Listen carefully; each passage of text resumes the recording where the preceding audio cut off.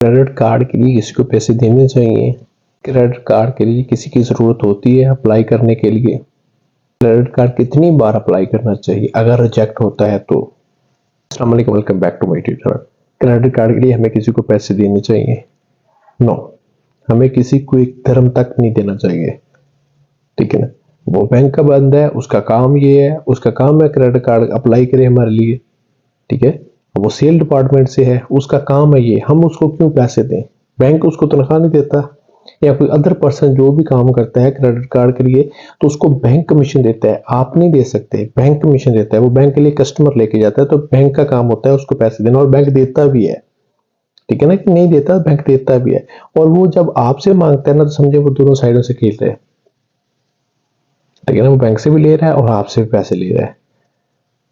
Credit card के लिए हमें किसी की जरूरत होती है? नहीं, हमें किसी की जरूरत नहीं थी। अगर आपकी सैलरी आपकी कंपनी WPS के जरिए आपके सैलरी अकाउंट में डाल रही है और आपके पास 3 से 6 महीने की स्टेटमेंट है तो आपको किसी की जरूरत नहीं है क्रेडिट कार्ड अप्लाई करने के लिए, ठीक है। अगर आपके पास ये स्टेटमेंट है, उसके बाद जिस बैंक में आपका सैलरी अकाउंट है, जिस बैंक में आपकी बैंक का स्टेटमेंट बन रही है, ठीक है, वो बैंक आपसे एक सैलरी के दूसरी सैलरी के बाद आपसे रब्ता करना शुरू कर देगा कि हम आपके लिए क्रेडिट कार्ड लेके आए हैं, ठीक है। अगर आप एग्री हैं तो हम आपके लिए क्रेडिट कार्ड अप्लाई कर सकते हैं, ठीक है।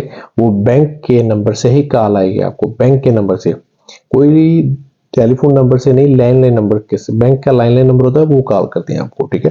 कि सर हमारे पास पैकेज है क्रेडिट कार्ड का और लोन का जो भी है, तो अगर आप लेना चाहते हैं तो हम अप्लाई कर सकते हैं, ठीक है।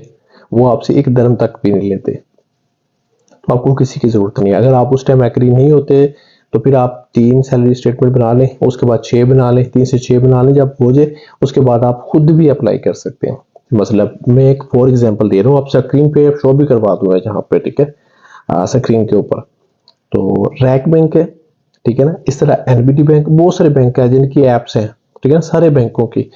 उसके अंदर से जब आपका जिस बैंक में भी आपका सैलरी अकाउंट है ना, उस बैंक की ऐप खोलें, ऐप के अंदर ही आपको मिल जाएगा क्रेडिट कार्ड का ऑप्शन। ये देखिए मैं आपको दिखा रहा हूँ रैक बैंक का। रैक बैंक में मेरी सैलरी आती है, ठीक है। उसके बाद जैसे मेरी 3 से 6 महीने की स्टेटमेंट बन जाती है तो वैसे पहले भी ऑप्शन आता है ये, ठीक है ना। रैक बैंक की जैसे आप ऐप डाउनलोड करेंगे उसमें 2 ऑप्शन आते हैं, क्रेडिट कार्ड के लिए और नीचे अकाउंट ओपन करने के लिए, और जो थर्ड आता है वो लॉगिन होता है, ठीक है ना। अगर मेरा पहले से लॉगिन है तो मैंने वहां से लॉगिन कर सकता हूँ। जो पहला ऑप्शन होता है ना क्रेडिट कार्ड के लिए, उस ऑप्शन पे आपने क्लिक कर देना। जैसे जैसे आप उस ऑप्शन पे क्लिक करते हैं तो आपको आपका IBAN नंबर चाहिए और सैलरी स्लिप चाहिए या सैलरी सर्टिफिकेट चाहिए।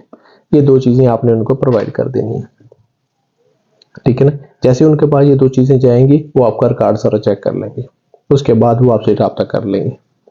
अगर आप एलिजिबल नहीं हुए तो वो आपका रिजेक्ट करके आपको मेल कर देंगे या टेलीफोन कर देंगे। अगर आप एलिजिबल हुए तब भी वो आपको मेल कर देंगे और फोन कर देंगे, ठीक है। उसी तरीके से आपका विदिन 7 डेज के अंदर अंदर आपके पास आपका क्रेडिट कार्ड आ जाता है।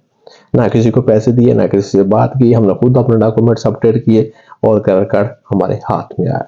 हमें क्रेडिट कार्ड कितनी बार अप्लाई करना चाहिए? देखें जी, अगर आपका क्रेडिट कार्ड आपने अप्लाई किया और रिजेक्ट हो जाता है, किसी भी रीजन की वजह से रिजेक्ट हो जाता है, तो आपको फौरी अप्लाई नहीं करना चाहिए। जो भी रिजेक्शन हुई है, किसी जिस बैंक से भी आपने अप्लाई किया था रिजेक्शन हुई है, उस बैंक से पूछें भी रिजेक्ट क्यों किया है, तो वो आपको रीजन बता देंगे, ठीक है ना। वो आपको मेल भी कर सकते हैं, आपको कॉल भी कर सकते हैं, ठीक है। वो रिजेक्ट होने का रीजन बता देंगे तो फिर आपने उस रिजेक्शन को ठीक करना है। चाहे वो सैलरी का हो कि सैलरी स्टेटमेंट नहीं पूरी, चाहे वो कंपनी का हो, चाहे वो कोई भी रीजन जो भी बताएंगे बैंक, उसको ठीक करना होता है। अगर ठीक नहीं होता तो आप फौरी अप्लाई ना करें। वो रिजेक्शन सेंट्रल बैंक लगाता है, तो फिर इस तरह सारे बैंकों में होता है, ठीक है ना। जैसे ही आप अप्लाई कर देंगे फिर आपके डॉक्यूमेंट जो होते हैं सेंट्रल बैंक में जाएंगे, वो फिर रिजेक्शन लगा देगा, ठीक है ना। तो इसी तरह जब रिजेक्शन ज्यादा हो जाए तो फिर तो आप लॉन्ग टाइम के लिए वेट करें, फिर नहीं आप ना लोन अप्लाई कर सकते ना क्रेडिट कार्ड अप्लाई कर सकते हैं, ठीक है ना। जो भी रिजेक्शन आ रही पहले बैंक से पूछें कि क्यों रिजेक्शन है, उस रिजेक्शन को ठीक करें, उसके बाद ही आप अप्लाई करें, ये आपके लिए बेस्ट है।